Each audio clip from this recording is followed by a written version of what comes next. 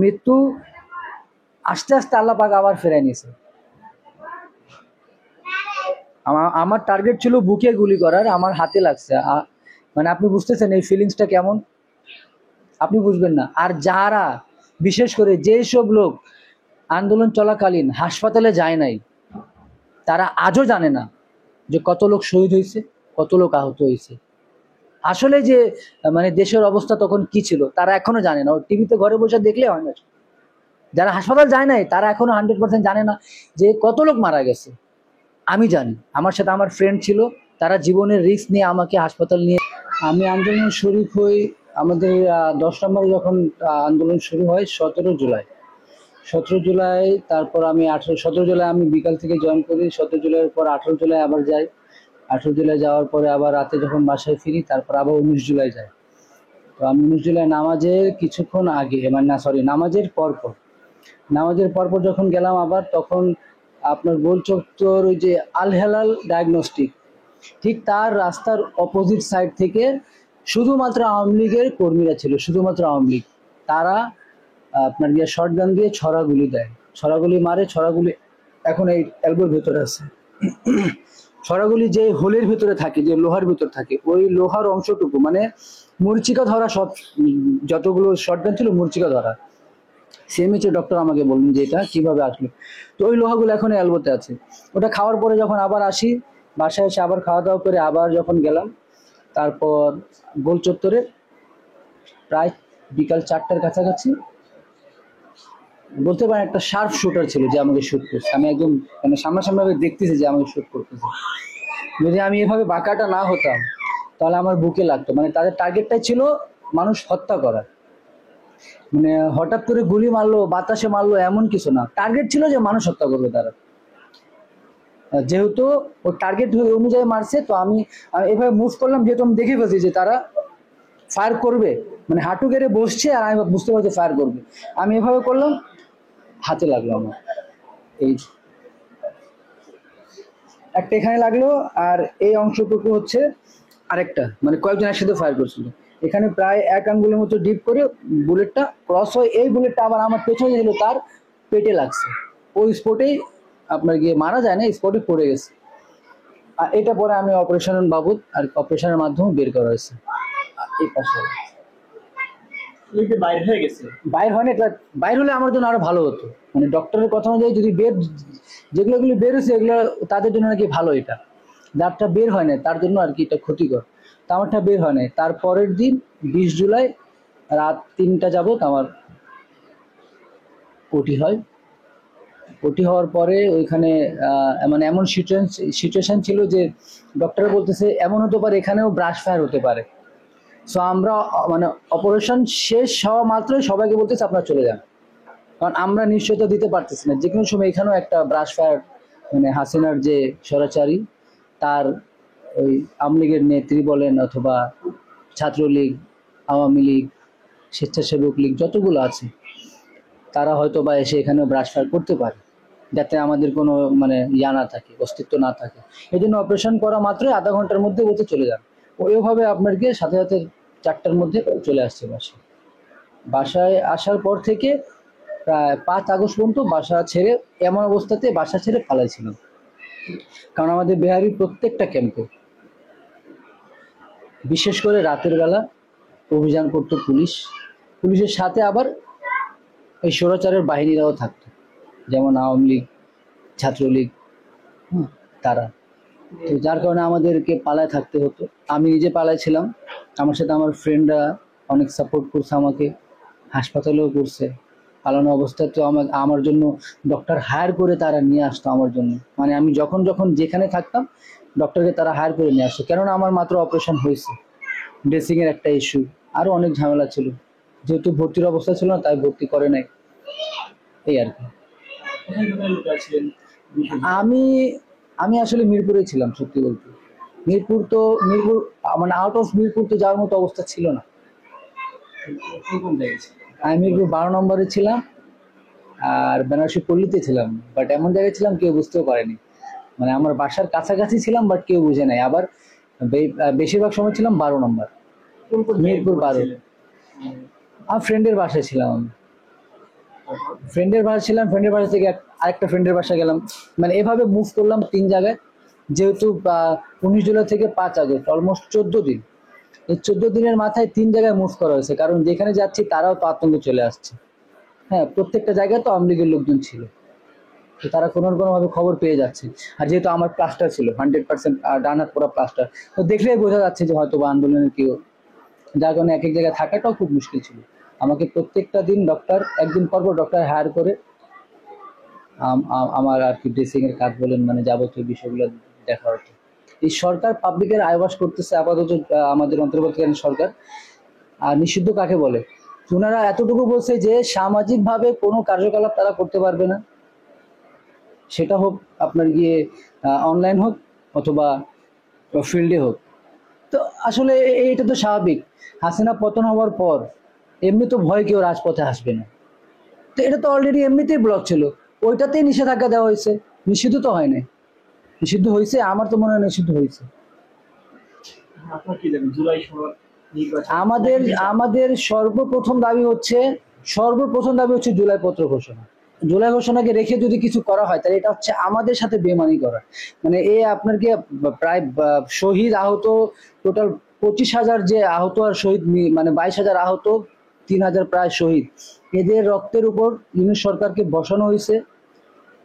But আমাদের জন্য আসলে যেটা নিয়ে আমাদেরকে আরো আন্দোলন না করা লাগে, আমাদের আন্দোলন করার আগে যাতে আমাদের ঘোষণাপত্র দিয়ে দেওয়া উচিত ছিল, সেটা নিয়ে এই নিয়ে তৃতীয়বার এই মাস নিয়ে থার্ড বার সময় দেওয়া হয়েছে, মানে থার্ড টাইম সময় দেওয়া হয়েছে। তো সরকারের যদি মানে ভাষা কার্যকলাপ এমন থাকে তাহলে মানে মানুষ মানুষের সাথে মিশবে কিভাবে?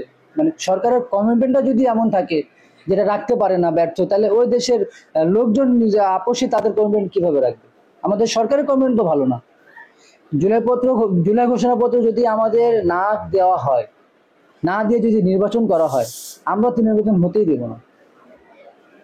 আমরা অলরেডি বলতে পারেন জীবিত আছি, বাট জীবিত নেই, বিষয়টা এরকম।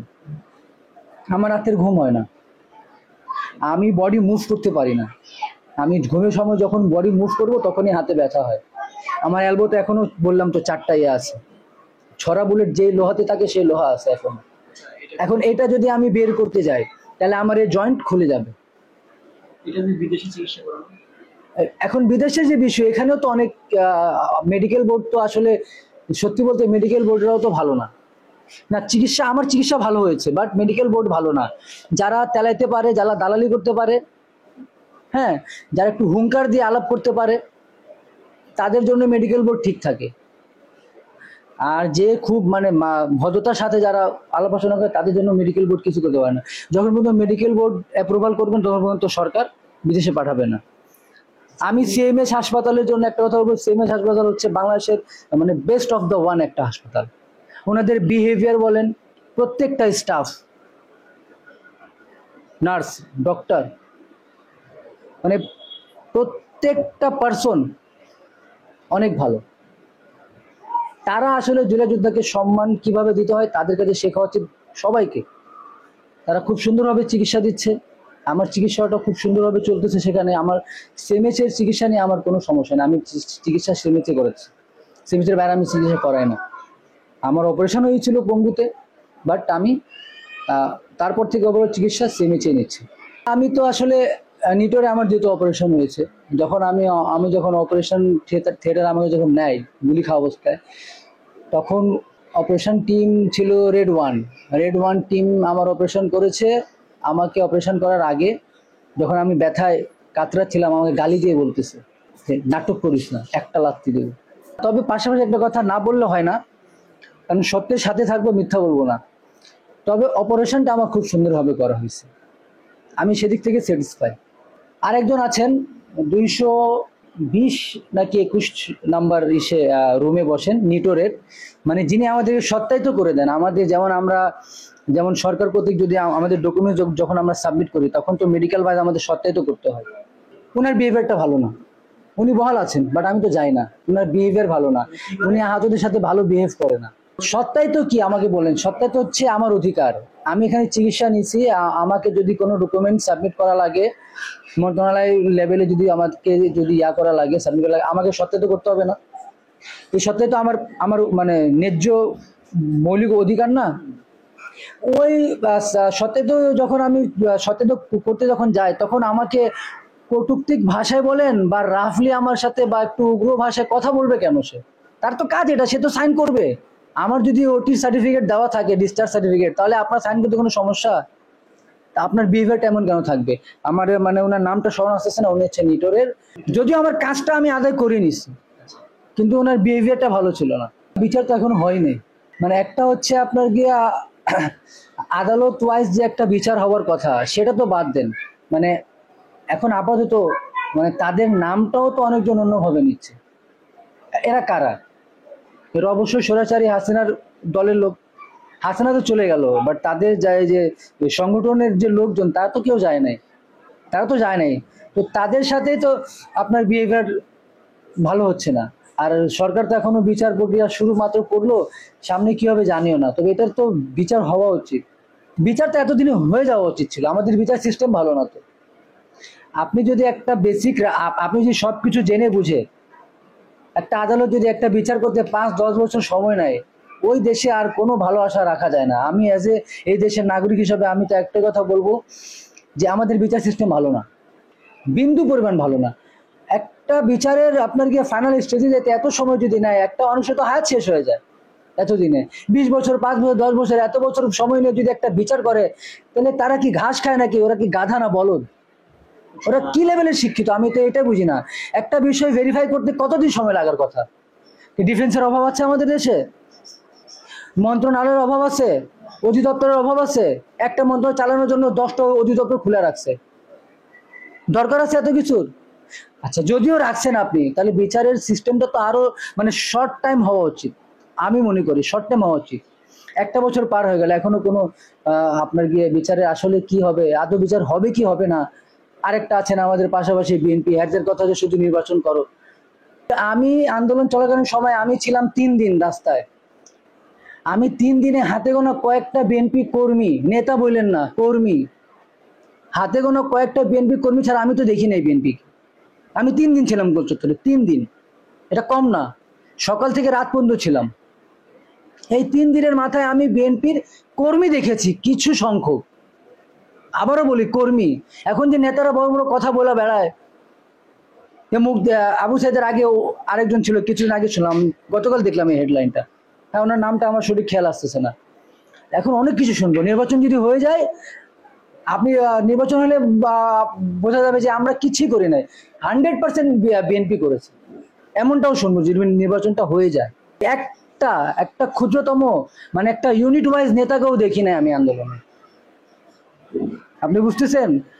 যারাই ছিল কিছু সংখ্যক, তারা কর্মী ছিল, কর্মী। আমি মাঠে থেকে এই সততা দেখেছি, মানে আমার এলাকার কথা বলবো। তারা বলে যে তারা এখন নাকি তাদেরই 400 লোক শহীদ হয়ে গেছে। আচ্ছা, হতেও পারে, বাট বিষয় তো ওইটা না। বিষয় হচ্ছে আমাদের তো ঘোষণাপত্র দেওয়া দরকার। তো তোদের যদি যদি বিএনপির 400 লোক শহীদ হয়ে থাকে, তাহলে ঘোষণাপত্র দিতে বাধা দিচ্ছে বিশেষ করে বিএনপি। তাহলে তাদের 400 লোকের সাথে তো সে বেমানি করতেছে, আমাদেরটা বাদ দেন আপনি। বাকি যে 22,000 আহত, আর আপনার গিয়ে এখন আপাতত গ্যাজেটভুক্ত হচ্ছে 844 জন। আমি 840 জন ধরে নিলাম। তার মধ্যে যদি 400 যদি বিএনপির লোক হয়, তাহলে তো তারা বিএনপির লোকের সাথে তো গাদ্দারি করতেছে। বিএনপি ও দেশ কে চালাবে? সে তো এখনই বেমানি করতেছে। যদি আমার 840 জনের মধ্যে যদি 400 আমার লোক থাকে, আর আপনি আবার আমার আমার নেতা হয়ে আপনি চাচ্ছেন না ঘোষণাপত্র হোক, তাহলে কার সাথে বেমানি হচ্ছে আমাকে বোঝান। বিএনপি তো নিজের কর্মীর সাথে বেমানি করতেছে, যারা শহীদ তাদের সাথে বেমানি করতেছে তারা। বিষয়টা এরকম না? ওদের নিয়ে আমার আসলে কোনো মানে বলার কিছু নাই। আর আমি কোনো নেতা না, কিছু না। আমি একজন সাধারণ নাগরিক। আমার আমার বিবেক বাধা দিল, আমি আন্দোলন করলাম। আন্দোলন করে গুলিবিদ্ধ হয়ে আমি এখন বেকার অবস্থায় আছি। তবে আলহামদুলিল্লাহ আগের চেয়ে অনেক ভালো আছি। আশা করি ভালোই থাকবো, আল্লাহ যদি চায়। শোনেন, যারা রাজনীতি করে তারা আমাদের চেয়ে ভালোই বোঝে, আমরা তো কিছুই বুঝি না। যখন একটা প্ল্যাটফর্ম তৈরি হয়ে যায়, তখন কিন্তু অনেকটা আকার ইঙ্গিত বোঝা যায় কি হতে পারে। হ্যাঁ, একটা রাউন্ড দিবেন, 1 ঘন্টা পর আপনি লক আপ, আপনার সুনাম হয়ে গেছে। আমার চোখে দেখে এমন নেতা আছে আমাদের এখানকারও। আপনি বিষয়টা বুঝতেছেন না, অনেক কিছু তো খোলামেলা বলাও যাবে না, কারণ আমাদের চোখে আমাদের তো শত্রু এমনিতে আওয়ামী লীগের দোষরা যায় না, এখন কি বিএনপি কেও শত্রু বানাবো? তাহলে আমরা কি থাকবো, কি দেশে থাকা লাগবে না আমাদের? তখনও তো আমি ফিল্ডে নাই, আমি তো 19 জুলাই আহত হয়ে তো আমি লুকায় আছি, কিন্তু খবর তো দেখতেছি, খবর তো শুনতেছি যে হ্যাঁ অমুক ভাই কি হলো, এই 8টা 10টা দিন দেখি নাই, হঠাৎ শুনতেছি 3 তারিখ 4 তারিখে অ্যারেস্ট হয়ে গেল। আচ্ছা, এগুলো এগুলো যে একটা কৌশলের মাধ্যম হচ্ছে, এটা কি মানে সব মানুষ বুঝে না? মানুষ কি এতই অবুঝ? এখন জনতা বলতে শিখেছে, এখন আর ভয় পায় না জনতা। আমি তো এখন আর ভয় পাই না, কারণ কি জানেন, ওই যে মানে মৃত্যু আস্তে আস্তে আল্লাহ পাক আবার ফেরাই নিয়েছে। আমার টার্গেট ছিল বুকে গুলি করার, আমার হাতে লাগছে। মানে আপনি বুঝতেছেন এই ফিলিংসটা কেমন? আপনি বুঝবেন না। আর যারা বিশেষ করে যেসব লোক আন্দোলন চলাকালীন হাসপাতালে যায় নাই, তারা আজও জানে না যে কত লোক শহীদ হয়েছে, কত লোক আহত হয়েছে। আসলে যে মানে দেশের অবস্থা তখন কি ছিল তারা এখনো জানে না, ওর টিভিতে ঘরে বসে দেখলে হয় না। যারা হাসপাতাল যায় নাই তারা এখনো 100% জানে না যে কত লোক মারা গেছে। আমি জানি, আমার সাথে আমার ফ্রেন্ড ছিল, তারা জীবনের রিস্ক নিয়ে আমাকে হাসপাতাল নিয়ে যায়, আমার ট্রিটমেন্ট করতে তারা সাহায্য করে। আমার ফ্রেন্ড, আমার 4টা ফ্রেন্ড আমাকে নিয়ে যায়। ওই 4টা ফ্রেন্ড যদি আমাকে না নিয়ে যেত হয়তো বা আমি দেরিতে যেতাম। বাট তারাও জীবনে ঝুঁকি, যারা যারা রুগীকে নিয়ে গেছে তাদেরকেও পুলিশ অ্যাটাক করছে। তো ওই ফ্রেন্ডের প্রতি কৃতজ্ঞ থাকবে অলওয়েজ। আমার যখন ড্রেসিং হতো, আমার ফ্রেন্ড আমাকে হাত পা ধরে আমাকে আমাকে যখন ডাকা হয়েছে 7 দিন পরে, তো 7 দিন পরে যখন আমাকে ডাকা হয়, 7 দিন পরে, এটা হচ্ছে আপনি ভালো কথা বললেন, তো 7 দিনের মাথায় আমি যাইতে পারি নাই। যখন হাসপাতালে, তখন আমার যে রেকর্ড রুমে যে আমার ফাইলগুলো ছিল, আমি যে ওটি থেকে আমার তো একটা ফাইল ছিল, তো ওই ফাইলটা আমাকে দেয় নাই। আমি এই যে এভাবে হাত ভাঙা অবস্থায় আমাকে উপর থেকে আপনার ক্যাজুয়ালিটি বিল্ডিং থেকে আমাকে রেকর্ড রুমে পাঠানো হচ্ছে, ওইখান থেকে আবার ক্যাজুয়ালিটি বিল্ডিং এ পাঠানো হচ্ছে। উনি বলতেছে এখানে না, উনি বলতেছে ওখানে না, এভাবে আমাকে খুব হয়রানি করতেছে। পরে আমি খুব রেগে বললাম যে টাকা লাগলে বলেন, টাকা দিচ্ছি, যেহেতু নিজ টাকার চিকিৎসা চলতেছে তখনও। এখন যদি আমাকে আপনার ফাইলগুলো না দিত, ডক্টর তো আমাকে দেখতেছে না, উনি বলতেছে রেকর্ড রুমে ফাইল নিয়ে আসেন। তখন রেকর্ড রুমে যিনি ছিলেন, ওনাকে তো আসলে আমি জানি না ওনার নাম কি, উনি আমাকে না পেরে, আমি যখন চেয়েছিলাম উনি আমাকে বলতেছে বুঝেন না, উধাও হয়ে গেছে, মানে উধাও উধাও করে দেওয়া হয়েছে। অর্থাৎ আমাদের যে 19 জুলাই যে যতগুলো লোক মারা গেছে বা আহত ছিল, ওদের তো ফাইলই উধাও করে দিছে। তো চিকিৎসা নিয়ে তখন আমার খুব সমস্যা হয়েছে। পরে আমি চলে আসছি, পরে 22 আগস্ট আমি সিএমএস যাই, সিএমএস থেকে আমি এখন আমার সবসময় চিকিৎসা সিএমএস থেকে করে। আমি সিএমএস এর বাইরে আর চিকিৎসা করাই না, কারণ আমার আর কোথাও চিকিৎসা ভালো লাগে না, কোথাও না কোথাও গাফলতি আছে, আমি যাই।